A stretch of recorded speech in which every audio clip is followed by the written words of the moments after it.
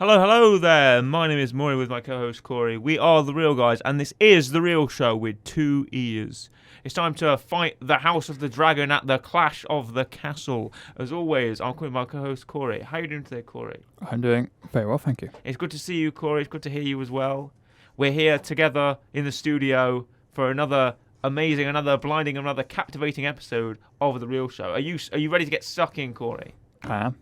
Perhaps you'd like to join us, fair listener, on our video version. That's right, we always have a video. I always plug this. It's the video version on our YouTube channel, The Real Show, The Real EL Show. Or if you're listening on Google, Amazon, Spotify, podcasts, anywhere you listen to our podcast, that's where you can find us. We'll be there.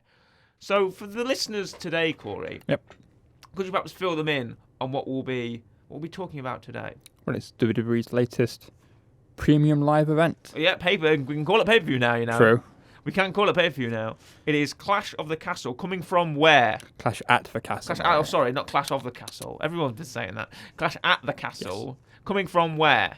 From Wales. From Wales, from Principality Stadium in Cardiff, Wales. Correct. The first UK-based pay-per-view for 30 years, 1992, yeah. Since the 1992 SummerSlam, headed by Bret the Hitman Hart, and the British Bulldog. Correct. You can remember. I'm sure they can. I'm sure we've got an audience of people who remember 1992 like it with the back of their hands. Yeah. The WWE have pulled back in town to Cardiff, headlined by Roman Reigns and UK native Scotsman Drew McIntyre for the Universal Championship, the WWE Universal Championship. However, we're going to go over the cards, talk about the matches, give them a real rating, finish it with a rec. How does that sound? Sounds like normal. Sounds good. Let's get it kicking off. Let's skip the pre-show. You don't need to know anything about the pre-show. It was a 6-man tag that was won by the babyfaces, so it only ran for 7 minutes, so not much to talk about. But the first opener was a women's tag match, a 6-woman tag. The Raw Women's Champion Bianca Belair teaming up with Asuka and Alexa Bliss against the forces of the now christened Damage Control. Yes. They were called Control for a bit. Now they're called Damage Control. Yeah. Which is the returning Bayley. Ding dong, hello, it's Bayley. Dakota Kai, the captain of Team Kick, and Io Sky, formerly Io Shirai. Correct. Now under a new name of Io Sky. This match was the right open, I feel like. Set the pace, set the tone for an action-packed start. It was one of the longest matches on the card. It was. Clocking in at nearly 20 minutes. It started off very spot heavy. Yeah. It was a hard fought victory in the end. I feel like there was a lot of tagging in and out. The crowd seemed to love Bayley. Bayley was so over. I know she was she tore her ACL? She was out for like 9 months. Something like that. It was last year. I remember it was a few months ago last year that she actually got injured and was out for 9 months, and she got back, and she was really hot with this crowd. They loved her, even though she was trying to heal it up. They were just cheering everything she was doing. Every time she tagged in, every time she was shouting at them, there was just she couldn't have done anything wrong, but she still tried. Yeah. They did the classic UK chant of, hey, hey, Bayley, ooh, ah. I want to know if you'll be my girl. They did that quite a few times. And Bayley would shout at them and tell them to shut up. And say, I'm not your girl. She said that. And then she went on a massive rant on Twitter afterwards saying, it was 2015. Guys, forget it. You don't do that chant anymore. Then she started teasing them by she realised that, right, they're going to love everything I do, so I have to heal up more. So she tagged to her partner, and then she'd tag out again. So they'd cheer when she'd get in the ring. They'd go, hey! And then she'd just tag immediately back out. Screw them over a bit more. Play with the crowd. And the crowd were really... UK crowds are different, man. Yeah, we are. UK crowds are so hot. UK crowds are so hot for anything, basically. They'll cheer whatever. Not only did Bayley get some action, Dakota Kai really stood out to me. I'm a big fan of Dakota. She's worked a lot with my favourite, Rhea Ripley. She's done a lot of matches with Rhea, a lot of matches in NXT, even against Io. They were in a takeover together. We know how good Dakota and Io are, and it's really nice to see them working as one, almost pulling off those double team maneuvers and sticking it to the baby faces. Dakota had a real mean streak in this match. He did that amazing shotgun dropkick to Alexa. Did you see that? Yeah. She absolutely rocked her and just sent her right into the barricade. Alexa herself did that nice sort of spinning cannonball off the apron. Asuka was pulling out some cool grappling moves. Who was your standouts in this match? To be fair, I honestly I don't know, but I think it's more because it's kind of expecting them to perform well anyway. This was the opening match, and you got to open strong, and they did open strong. It's been a long time since we've opened with a women's match on a pay-per-view, and this was Dakota and Io's first pay-per-view match in main roster pay-per-view. Didn't we open with Bianca last pay-per-view? Yeah, we did, Bianca and Becky. Sorry, I got my facts wrong there. Women's tag. Women's tag is what I meant. Yeah. I went in women's tag. And without any belts on the line. No belts on the line. No. This was championship rules suspended. Yes. So when Bianca Belair was pinned by Bayley, you know it threw some big mangoes into the mix. Yeah. The finish of this match was because we had great grappling, great wrestling all around by all 6 of these women. In the finish, it took all finishers from all 3 heels. Yep. Dakota ran in with that Yakuza kick in the corner. Bam, the Kaio kick, as it's called. Taking out Bianca. Bianca doesn't fall. Dakota tags out to Bayley. Bayley's legal. Bayley moves in. She does the sort of, where she spins around the arm and does like a kind of a DDT sort of face plant. She calls it the Rose Plant. Even though I missed Bayley to belly. But she did do it. She did it on Alexa, do you remember? Sort of midway through the match, Bayley hit her Bayley to belly and took out, that got a pop. Yeah. And took out Alexa. Also, Michael Cole was all over commentary on this. I should mention the commentary. We had a 3-man commentary booth. Yep. Michael Cole, Corey Graves, and Byron Saxton. Michael Correct. Cole from SmackDown. Corey and Byron were from Raw. No Pat McAfee or Jimmy Smith. No, because they're seemingly, at least this pay-per-view, not swapping people over all the time. Which was nice to know. Yeah. It brought me back to the classic WWE where you would have just a booth of 3 people you'd have throughout the rest of the show. Not swapping out depending on who it is. Right? They should do more of that, I think. I assume it's just because there's Pat less, and Jimmy less couldn't to go travel. to the UK. Yeah. Pat and Jimmy didn't want to go to the UK. So Michael, Corey, and Byron just filled in. Yeah. Which is nice. It brought me back to old classic Michael Cole, Corey Graves, Byron Saxton in there for a bit of babyface. Love to see it. Especially when Michael Cole doesn't have an earpiece in his ear, doesn't have Vince McMahon shouting at him every minute of the day. He can actually, give some great calls, which he did in this. Especially every time he was bad-mouthing Bayley. There was one point where Corey Graves said, they were doing the chant, they were doing the hey, hey, Bayley, the crowd. And Corey Graves said, who wouldn't want to cheer for Bayley or something like that? And Michael Cole said, I don't want to cheer for Bayley. Or something to that effect. He said, like, who would want to cheer for Bayley? Because Bayley always shouts at Michael Cole. And she did as well. She did shout at Michael Cole on this. Their ongoing feud of Bayley versus the commentary team. There was a point where on SmackDown, in the build to this match, because recently Io and Dakota lost their tag team opportunity against Raquel, Gonzalez, and Aaliyah. During the build to that match, there was a point where Bayley wasn't on commentary. She was at ringside on the front row with Io and Dakota, and she was louder than commentary because she was just shouting their ears off the entire time. She's such a... I love Bayley's great. I love Bayley. I can't say a bad word about her. She's absolutely fantastic. But okay, back to the finish. Yeah. Dakota nails the kick. Wham! Falls over. Bianca's down. Then Bayley does her finisher. Rose Plant.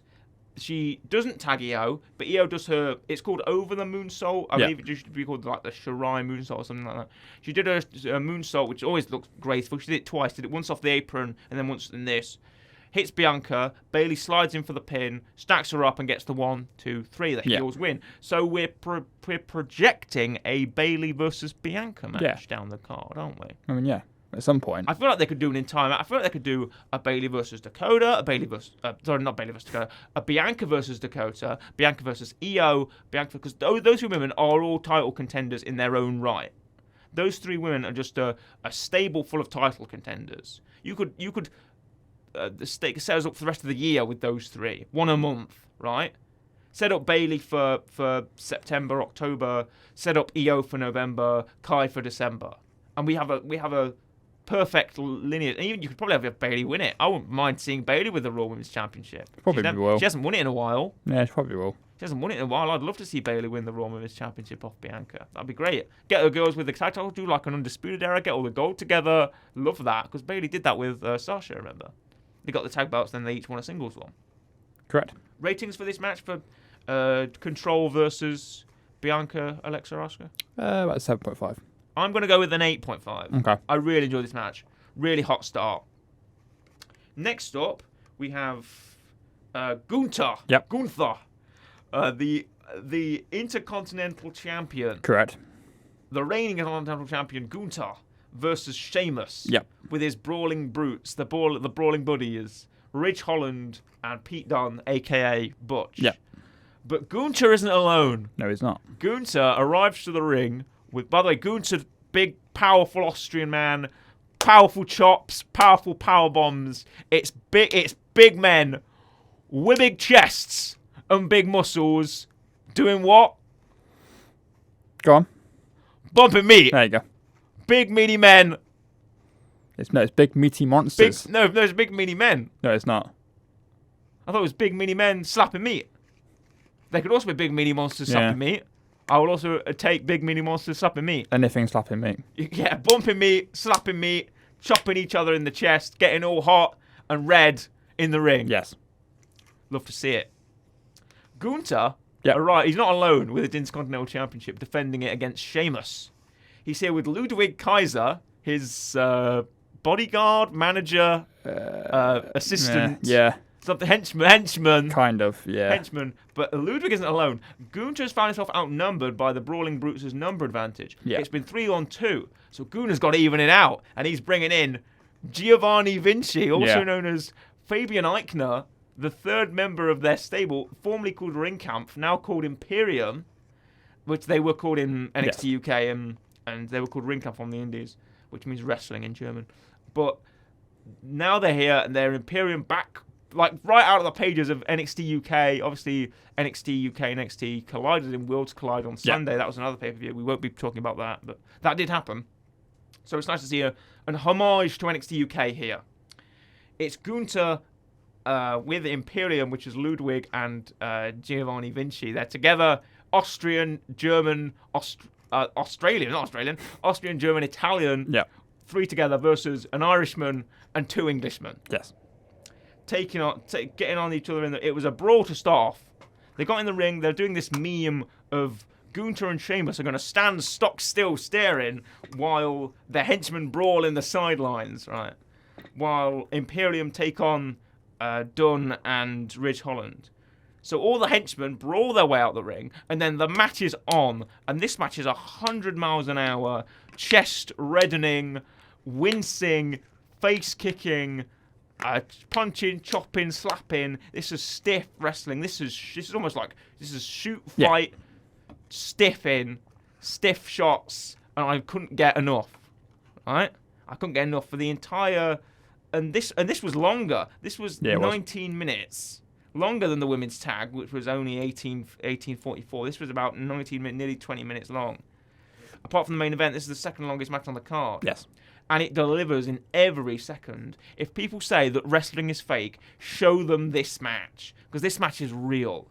This match is the story of Sheamus, a man who he has won every title in WWE. He's won every belt apart from the Intercontinental title. And he's up against the immovable object, the brick wall you'll break your face on, break your chest on, Gunther, who is undefeated on the main roster, mind you. Well, undefeated now on SmackDown. Since he's arrived on the main roster from NXT 2.0. Gunther has been slaying everybody, taking down Ricochet, taking down Drew Gulak, taking down everybody.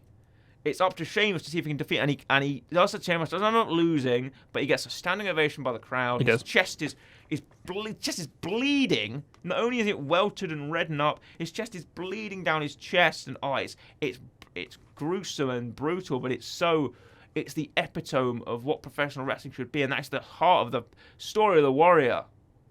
Is the story in the heart of the Warrior. He never gives up. Every time Gunther chops him in the chest, bam!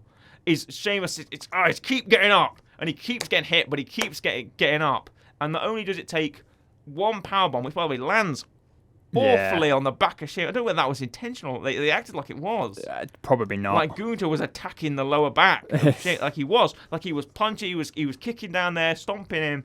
So we almost act like that was intentional. And if they want to intentionally botch a powerbomb, this is the way to do it. But only does it take one Gunther powerbomb, it takes a second. Yeah.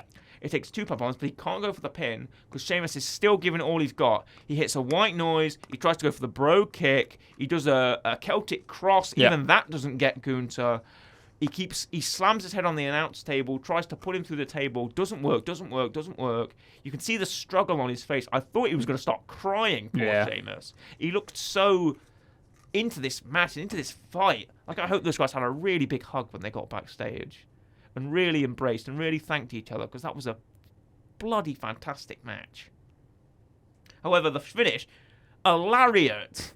He hit a lariat and pinned him. Like, it was the story. There was an NXT match. I don't know who NXT UK. Sorry, don't know who it was against Walter. I think it was probably Tyler Bate or someone. Where they did a storyline of Walter injuring his hand. I think it was Pete Dunne. It might have been because Walter couldn't land his devastating chop because the person was attacking his hand all the time, and he couldn't do it. He couldn't do it because the guy kept attacking his hand. But in the end, Walter uses his injured hand and does a massive chop, pins him, and wins. Yeah, and that's they almost did the same thing here. Because Walter was messing up his powerbomb because Sheamus kept going for the leg. So when Walter goes for that big lariat, takes him down and pins him, like that's the bit. When a match goes that long, so furiously, for that long, it can end on anything. Yeah. And props to Walter. Sorry, I'm calling him Walter. Props to Gunther, man. He can win with anything. His finishers were a chop, a powerbomb, and a sleeper hold. Yeah. The 3 most basic wrestling moves, and this guy turns them into his entire deal. It's not only does that speak to the power of Walter, but it speaks to his sort of longevity and how he can make these sort of stiff strikes and this stiff style of work. He's called the ring general for a reason, right? What would you rate Gunther versus Sheamus for the Intercontinental Championship? About an 8.5. If I have 9, I'm giving it a 9. That's fair. Really, really good. I cannot say it's, but this may have been match of the night for me. If not for parts of the main event or maybe what's coming up. These first 2 matches were strong as heck. These were really good 2 matches to open on. You're making it sound like it goes downhill from here. I don't want to say, but yeah, but these were when you set the bar that high though. Yeah. When the bar is set so high, it's hard to come up to that. True. I mean, to be fair, the next match, possibly. I mean, well, next you got Morgan and Shayna. Yes. Which is already a difficult one to do. It's been, this was very heavily debated, despite the fact that, the hard-hitting physical match of Gunther versus Sheamus had just got everybody really riled up and everyone really excited, right? Yes. And it went Sheamus for 20 is minutes. It was a test of endurance, durability, toughness. And Sheamus is like, other than Drew, the closest you're going to get to a hometown hero. Yeah, exactly. From Ireland. Other than Drew. United Kingdom spirit. And Butch. Yeah. The heavy hitting hard strikes of this match had really brought everyone to a boil. Everyone was super hyped. Sheamus got a standing ovation afterwards. It was an absolutely fantastic match. Yep. Really, really outstanding. I can't give it enough. I can't give enough points for what it did. Yes. For both, not only for Gunther, not only for Gunther's reign, but also for Sheamus himself to really put him over in defeat. Talk about big put over in defeat. And then here comes Shayna Baszler. Yes. And Liv Morgan. Shayna versus Liv. Now this was a very heavily debated match. Yep. Because people weren't sure where it was going to go. Yeah. There was a screwy finish for Ronda versus Liv. Correct. People were very upset at that. Baszler people assumed when Triple H took control of the company from Vince McMahon, his stepson Triple H, everyone assumed the rightful success WWE. He's finally taken control. Things are starting to look up. We're on a real high climb at the minute. That Shayna Baszler, former two-time NXT champion, would return to her dominant ways as she was on NXT. Yes. We had that for a fresh few weeks. She won a gauntlet match. She's set to be set up as a real threat to Liv and a challenge to Liv. There was some that criticised the idea of Baszler losing again, but given the fact that there were certain seeds planted by Rousey's feud with the Authority that happened, it seemed to be that Rousey's friends with Baszler, that it had kind of gone that way of Liv criticising Shayna. She said in one of her final promos to Shayna, she said, "Oh, you're just a bootleg Ronda Rousey, Shayna. You're no better than she is." There was there was a story here of Shayna, someone that had sort of victory in the palm of her hand against Liv Morgan, but kind of screwed it up. That she allowed Liv to hang around for a bit. Yeah. And almost to toy with her, but Liv took advantage of that and fought from underneath like a good underdog babyface would. Yes. She proved resilient in the match, fought her way back into control of the contest. They booked a lot of Liv knows how to grapple now kind of thing. Liv's trying to out-grapple Shayna, and Shayna's, the catch wrestler, the on-the-mat submission specialist. She calls herself the submission magician. She's able to pull out all these arm bars and different versions of joint holds and whatnot. And Liv is having to wriggle her way out. Okay. What do you remember of this match, Corey? I was just waiting to see if you were going to name any more submission holds. No. I'm not Chris Jericho. I've not got my list of 1,000 holds ready. Okay. I thought the match was all right. I didn't know where it was going to go. Mm-hmm. I, in all honesty, probably would have preferred Shayna to win. Well, it was a David and Goliath Yeah. situation. Obviously, though, everyone's going, well, Ronda's going to come back, have a rematch against Liv, and you're going to get Liv Ronda again, which I assume is now where it's going for maybe the next pay-per-view or pay-per-view afterwards. This was what maybe. Liv needed. I feel like Liv needed a legitimate win to sort of True. give her a conviction. I mean, it's Send not... her in the direction of where the sorry to cut you off. Send her in a better direction than where the story was going. It's not been great. No. It's not been great at all. Hopefully this may help endear her more to the fans than it had been. Not just, her mob on social media. People who just tune into the show and think Liv Morgan's a bit of a wimp. Yeah. I mean, that's the thing, because everyone wanted us to win. She won Money in the Bank. She got the belt, and now it's just been a bit... And then it's been screwy finish after screwy finish. She taps to Ronda but pins her, and people don't really like that because it doesn't put her in that position of the babyface champion who has to fight from underneath, and the way she did with Shayna, where she managed to finally get Shayna where she wanted to hit the Oblivion. She didn't. It wasn't more of a DDT than a flatliner, which was nice to see. Because I always feel a flatline is just you just flat on your face. The DDTs, at least she kind of spiked her with it, which is good, and got over the real pin on how you can pin Shayna 1, 2, 3. Some of the better moments was Morgan trying to use submissions on Shayna. They reversed it a couple of times. There was the whole narrative of I'm Shayna Baszler, I'm the Queen of Spades, I can take out your arm like a chicken bone. And Shayna was really going for that injured left arm of Liv after what Ronda had done to it. Yeah. I mean, I don't know. It was all right. It was good. Yeah. It's just... A lot of counter for counter, a lot of catch can by Shayna. As far as a rating will go, it's going to get probably a 7. Yeah, I'd put it about 7. Decent defense, what Liv needed. Hopefully we'll have better. It's all right. It's good, but I'm expecting better things. This wasn't bad. This wasn't bad by any stretch of the means. It wasn't bad. I'm just expecting better from Liv going forward now. After this, going forward. Well, compared to what we've had, it's all right. Next, we have a tag match. Correct. It's Edge and Rey Mysterio, Hall of Famer Edge and Rey Mysterio versus the Judgment Day, which is Damian Priest and Finn Balor. Yeah. Ringside in each corner, we have the son of Rey Mysterio, Dominic Mysterio. Correct. And we have the Eradicator, Rhea Ripley. Yeah. We all know I'm a big fan of. I'm wearing a hoodie. There you go. We all know I do love. I love a bit of Rhea. She's a slice of warm pie. She is. So, going into this match, do you believe that this could have been something bigger? Do you think that Edge and Rey versus Finn and Damian could have gone somewhere? Put a stipulation on it, maybe? It went pretty much as expected. As how I thought it would. Yeah. Except for maybe one detail. The aftermath. Well, part of it, I thought, but then the other bits now... I wonder whether you think the same as I do. In Dissolution. Because, first thing, Edge enters in a luchador mask. He does. Corey Graves said he's showing solidarity with Rey Mysterio, which I thought was funny. Yep. Because they used to be a tag team back in olden day SmackDown. And they're reuniting. The arena breaking out in a cry of Metalingus was amazing. They sung Edge's theme. Yep. British crowds, again, another energy. There's another energy to UK crowd. They should do, at least, if this isn't another advertisement, for doing another show in the UK, at least twice a year. Yeah. Why not? That's why NXT UK got to so much of a success that it did when in its short runtime, short 6 years, why it got so much of its success. Because the UK crowd, the UK crowd are so alive and feed into everybody and feed everyone. The energy is electric. You feel it in the chants. You feel it in the cries. You feel it in the emotion. Fantastic, amazing. UK crowd, never change UK crowds. The UK just has something on lock when it comes to pro wrestling, right? Yeah, they do. The American crowds never had. There will never be a flat UK crowd in WWE's career, I don't think.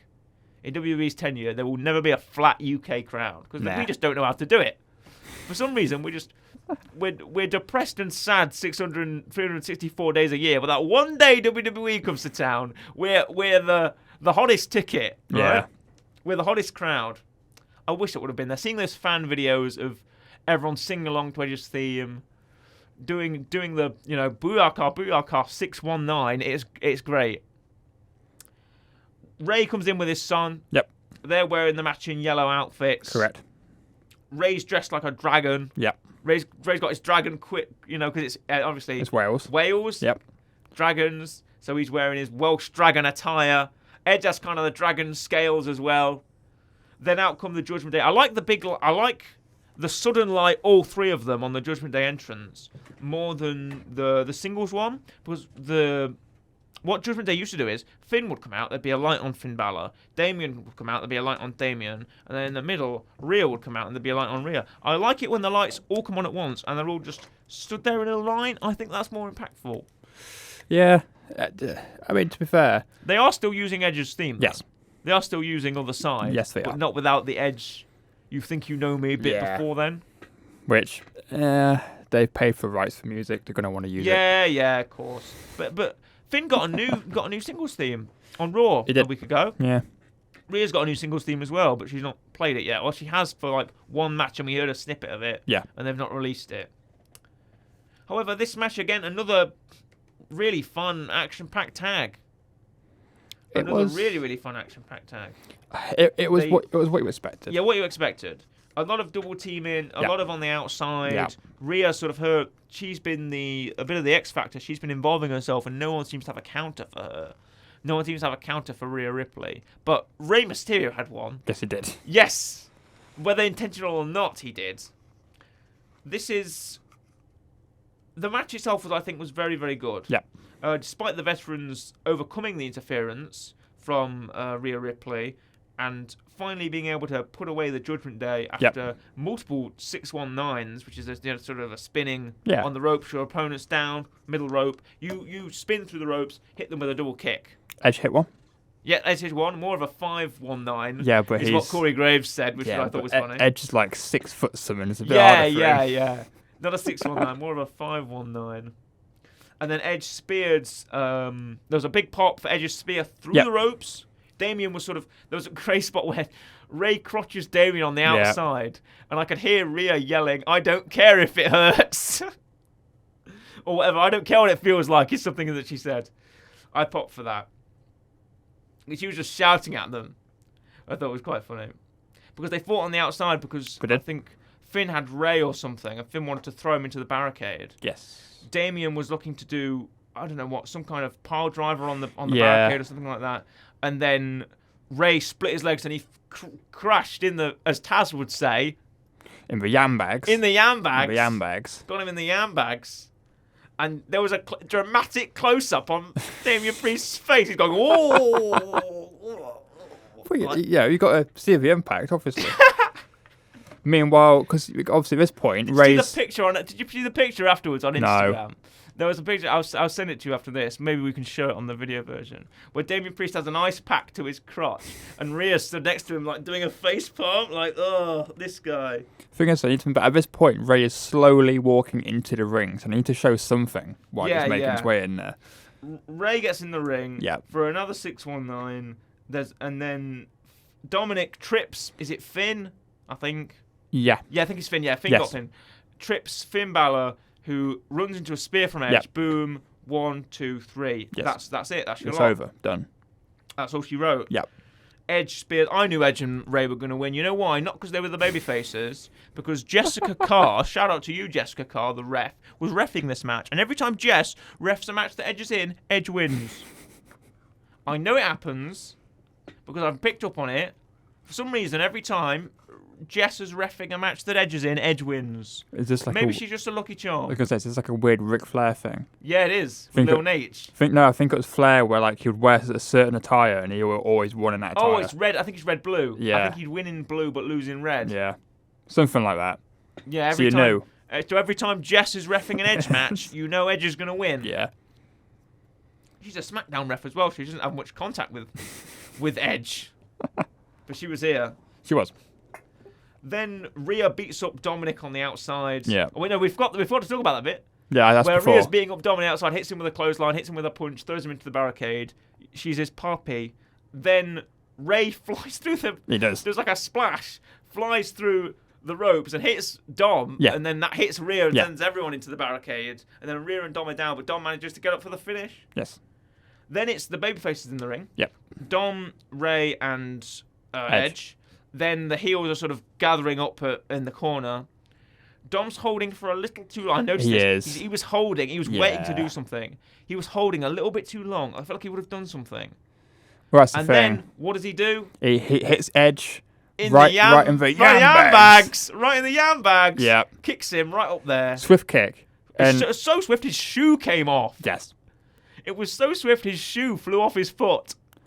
Yeah. Then Ray is like, "What you doing? Yeah, pretty My much. boy, what you doing, Yeah. son?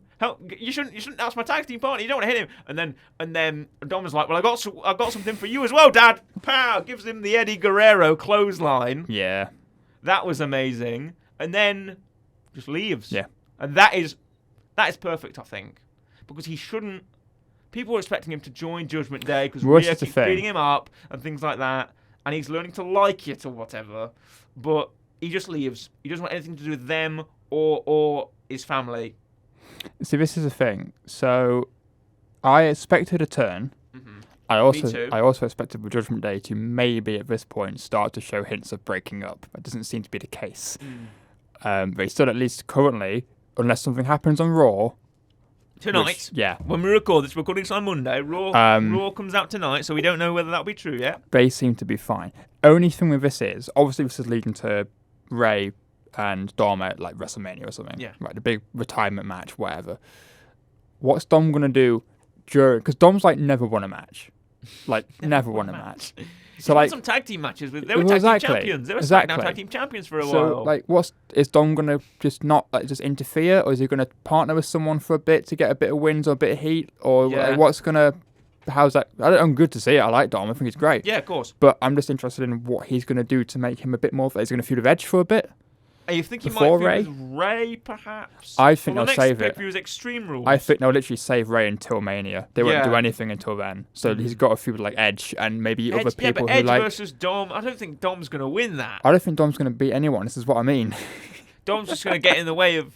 They may do just Edge versus Judgment Day, because wasn't that Edge's mission to kill the Judgment Day? He's beat them like twice. Well, that's what I mean. He's beat Damien in Toronto. Yeah. And he beat them here. Yeah. So what? They're not disbanded. If that's your mission, Edge, you're not successful so far. I don't know. It's... If arguably they're in better states than they were previously, Yeah. because they were laughing and joking at you being kicked in the nuts. So I don't know. It's one of those things where you kind of got to see what happens, see what Ray does on Raw. I'm assuming he'll come out and cut a promo or something. yeah, probably. Ray, yeah, Dominic might get involved and say, "You're my father. You're supposed Yeah. to be backing me, but you chose Edge over me," and that's why he did it. Dom- Because after he did the kick, he was like, "Why did you choose him? Why did you choose him over me? I'm your son." It'll be a thing of like Dom will say that his dad's holding him back or whatever. Letting him down. Yeah, you've always been my crutch or whatever. Blah blah. You kicked me in the back Yeah, because he did. Technically. Blah blah blah blah blah. I don't like you. I'm doing my own But thing. I felt like the Judgment Day probably, as I said, in better states now than they were. It was almost like a sort of lost the battle, won the war situation. I mean, 'Cause again, they wanted Dom to turn. Yes. They kept prodding him and going after him, and Rhea kept going after him. I mean, we are assuming that at some point on Raw, Dom doesn't just come out with a Judgment Day. I don't think he will. I feel like this is the way they don't think he will, because he would have done it then, surely. He would have done Possibly. it at Castle if they would have let him do it. But no, he didn't. He just walked off. And I felt like that was great, because don't establish him with Judgment Day. Don't throw him right into Judgment Day. If you're going to do that, give it time. Give it time. Don't immediately do it. So that's why I felt like this was a much better state for not only for where the Judgment Day are right now, but for where Dominic Mysterio is. Yes. Rating for this tag team match? I'm going to give it an 8. Oh. Well, I get the first one 7, but I prefer this more than a women's tag team match. I don't think I did. Oh, I might have done. I'll give it an 8. Rhea, I love Rhea though. Rhea looked really hot. She looked really great. I like when she sort of slicks her hair back. She's got like a bit, not like a ponytail, but like a little sort of braid that she wears now. And she was wearing pants. You noticed? She was wearing shorts. We've had this conversation. We have before recording. But while waiting for a meal. She was wearing pants. Yes. And it was sort of black and purple. She had the Judgment Day logo on it. They looked really cool. They were really stripy, and I really liked them.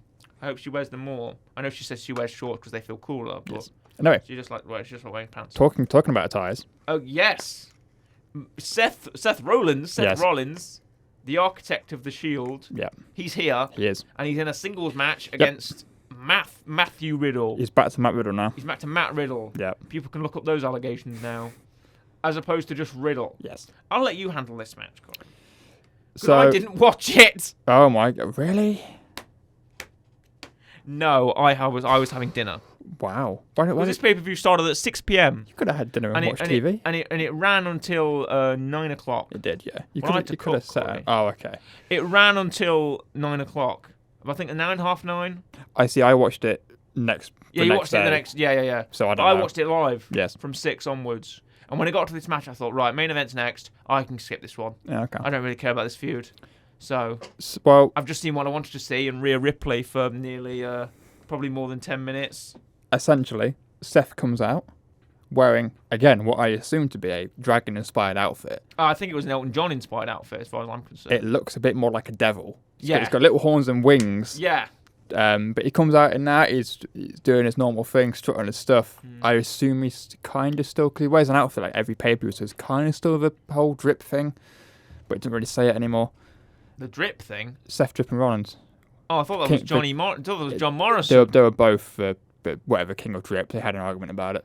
Oh. I thought John Morrison was Johnny Drip. He was, but now he's left. Now he's Johnny Everything. Johnny Everything. Johnny Impact. Johnny Superstar. Yes. Johnny Mundo. Johnny Hardy at one point.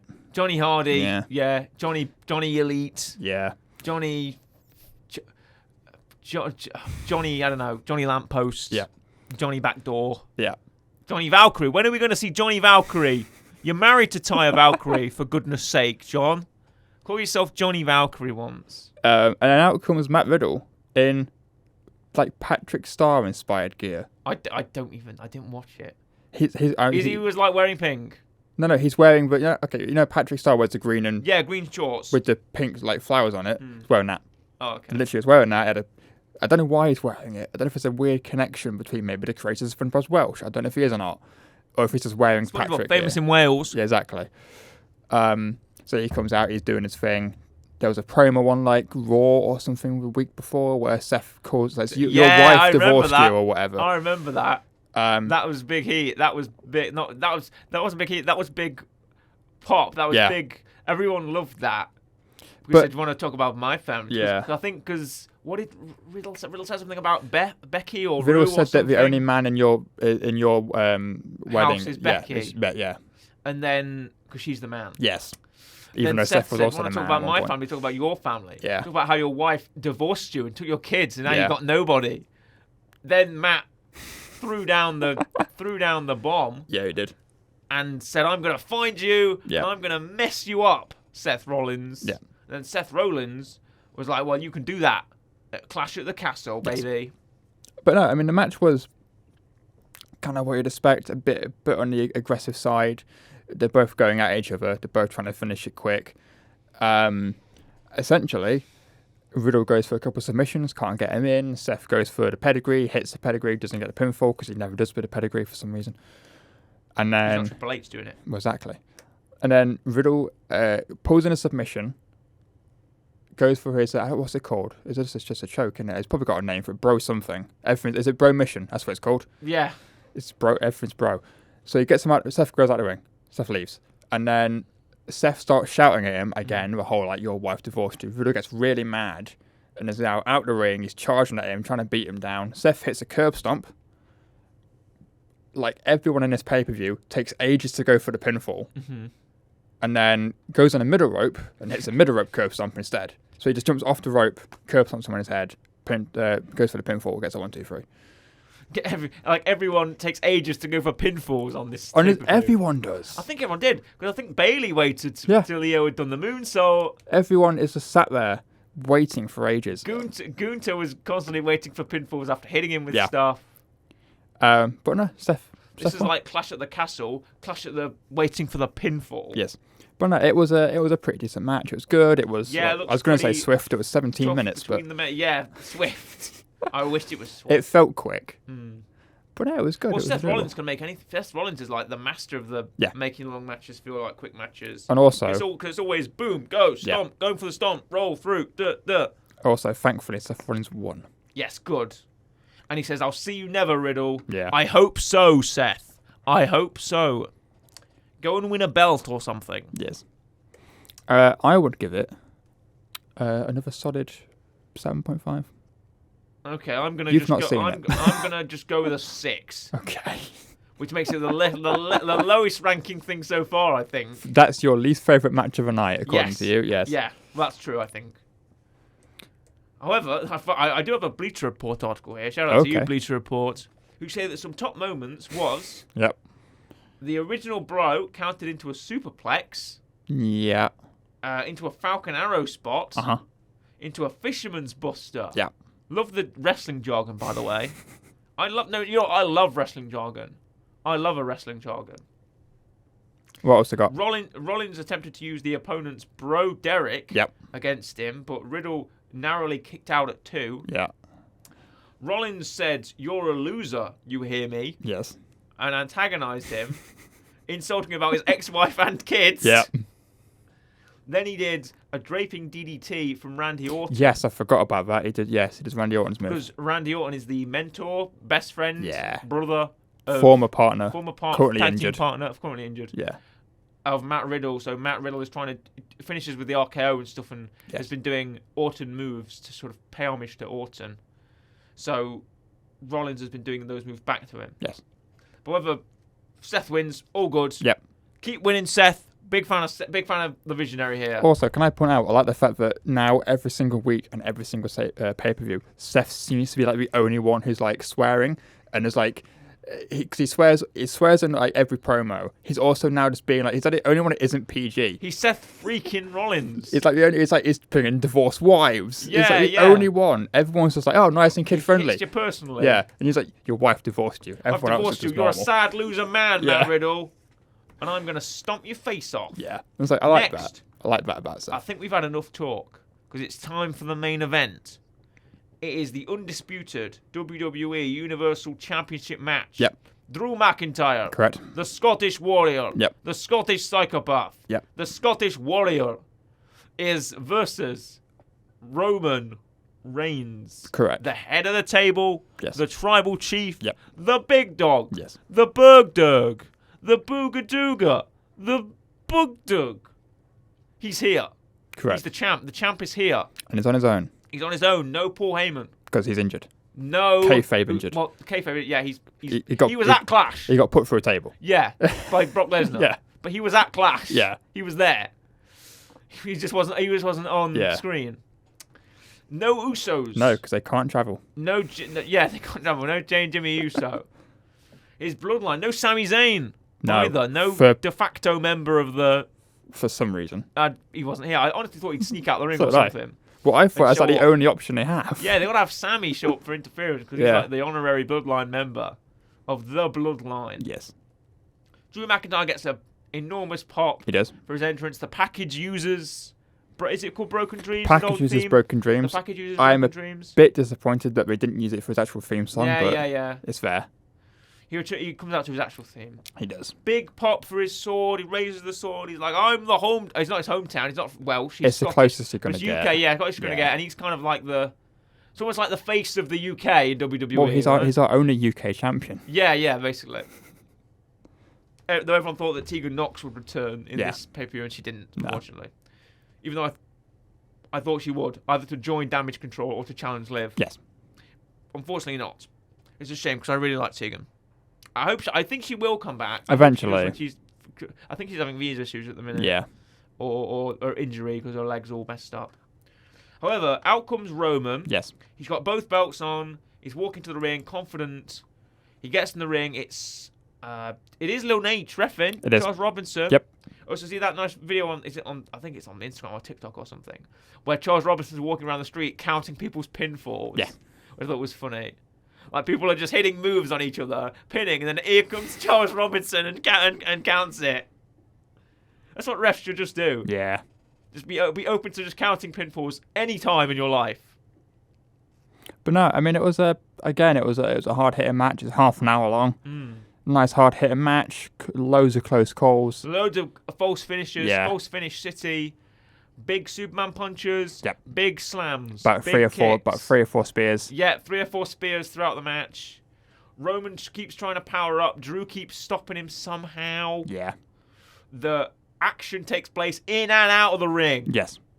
Because there are some figures at ringside. Yeah, well, it's 2. Tyson Fury, is the there. Gypsy King, is here. He's wearing there. he's wearing a shirt with his face on it. He is. Talk about promotion. He's just wearing a hat. He is. And he is sat ringside with Yes. his wife, children, I don't know. He sat somewhere. He's sat somewhere He's- near commentary. he's behind the commentators, behind yeah. the commentators.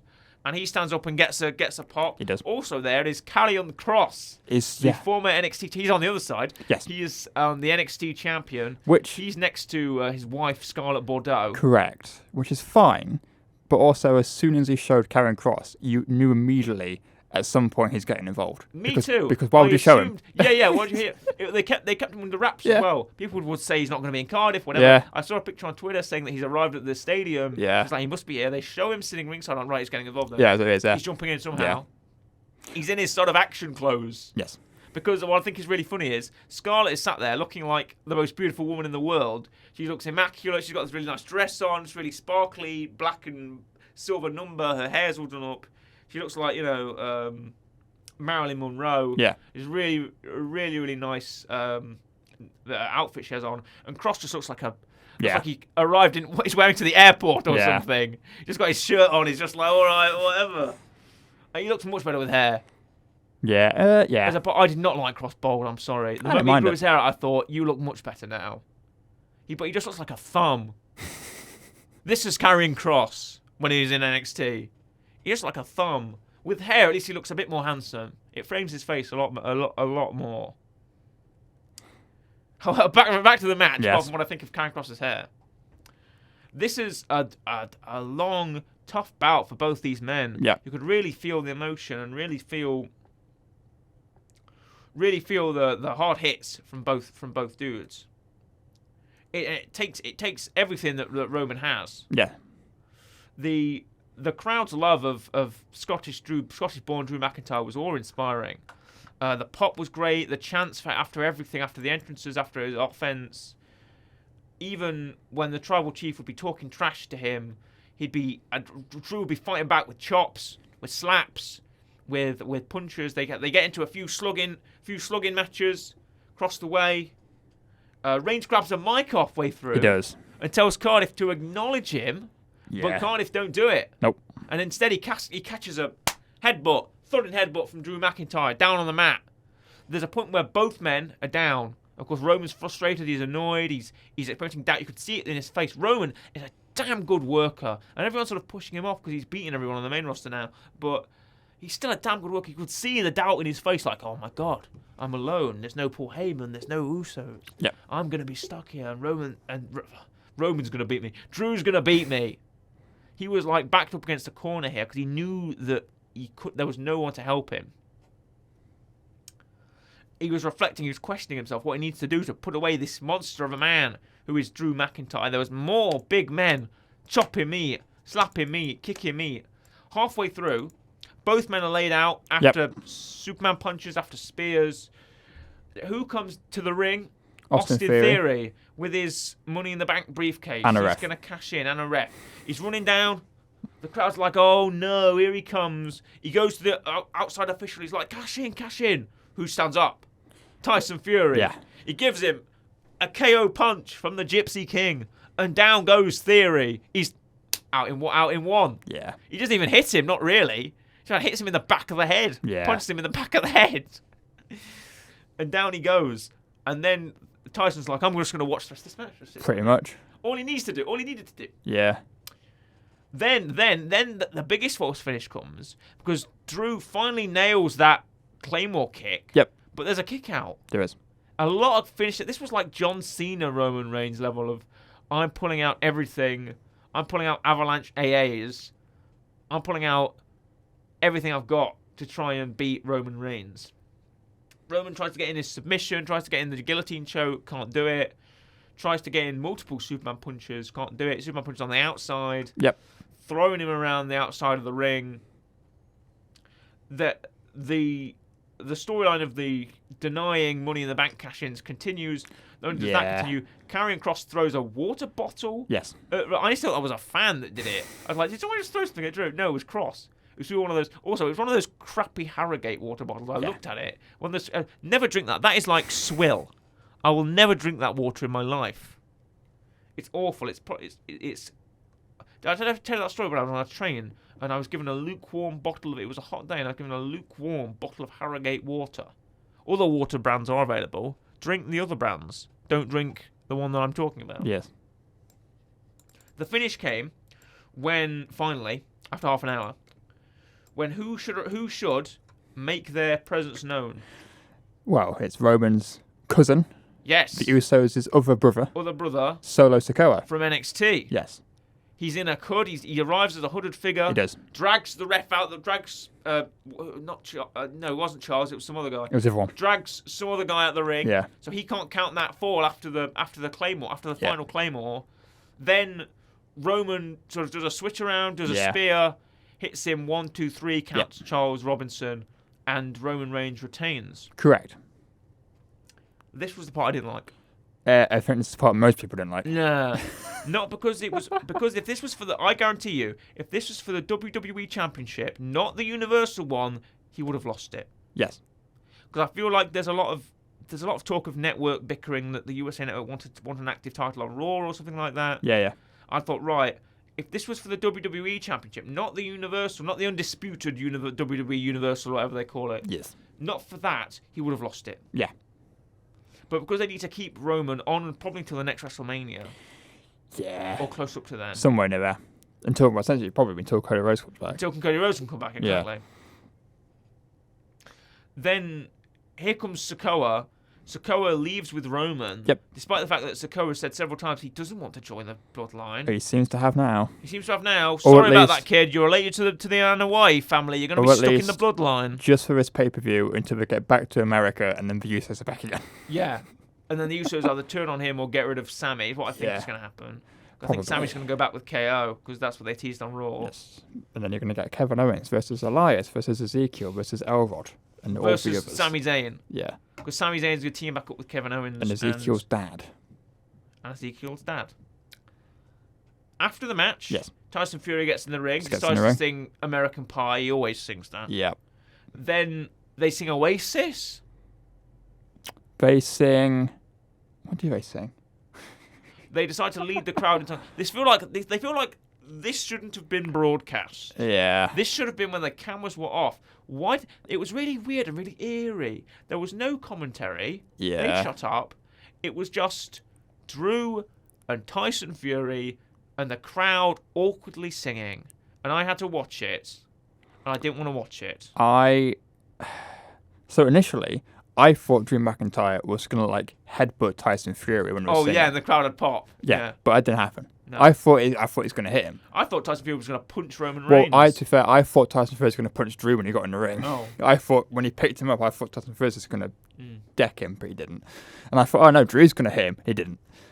I get what they're going for because it's Tyson Fury's thing to win a boxing match and then to sing, and the crowd loves it. But the thing is, that's Tyson Fury's boxing match. Tyson Fury's won, and it's Tyson Fury doing it. Drew McIntyre has lost his title match. Yeah. Even though Tyson's like, oh mate, Drew McIntyre, you may have lost this match, but you're still the champion in the eyes of these people. You see, also I didn't like that either. I think that. Well, he's not, is he? I think Tyson's somewhat motivational. So I didn't like that Tyson's somewhat motivational speech. It's Drew. He knows that he's been fired by the company and come back. For this destiny, Yeah. Drew McIntyre. You've come back, and now you're gonna come back, and you're gonna keep fighting again. And Drew's like, I literally gave this speech about a week earlier on SmackDown. Drew knows this. He got fired. He came back. We've had this whole thing. Yeah, he gave this speech to Kevin Owens on Raw like 3 weeks ago. I think he's already heard this before, Tyson. Yeah. But the ending wasn't great. It wasn't great at all. I just want to mention that the Wikipedia article for this lists Tyson Fury as professional boxer and UK native. Yes, it does. Just to make sure you didn't know what country Tyson Fury was from. Yeah. Your rating for this match? Overall, I'm going to give it an 8. So do I. Which means that the highest match I've rated was Gunther versus Sheamus. I think the highest which may have deserved that. I think the highest for me is, I think it was Gunther, Sheamus and this. I'm going to back Gunther and Sheamus as the best match of the night. Yeah. This coming in second, I think. Then it's probably the women's tag that opened. Then Edge and Ray. Then Liv. Then Seth and Riddle. Liv is my least favourite. Oh yeah, fair enough. Because I watched the Seth match. For the weekly rec. Yes, it's your turn. Yes. Would you like to have perhaps a guess what I'm going to recommend? Is it on brand? It's certainly on brand. Okay. It is June 14th, 2021. Do you know what day that was? What day? What day June 14th, 2021 was? Was it a Wednesday? No, it was a Monday. Okay. Because it was Monday Night Raw. It's Rhea Ripley versus Asuka on Raw, June 14th, 2021. I will give it a 8.5. It's a goodbye from me, goodbye, and a goodbye from Corey. Goodbye.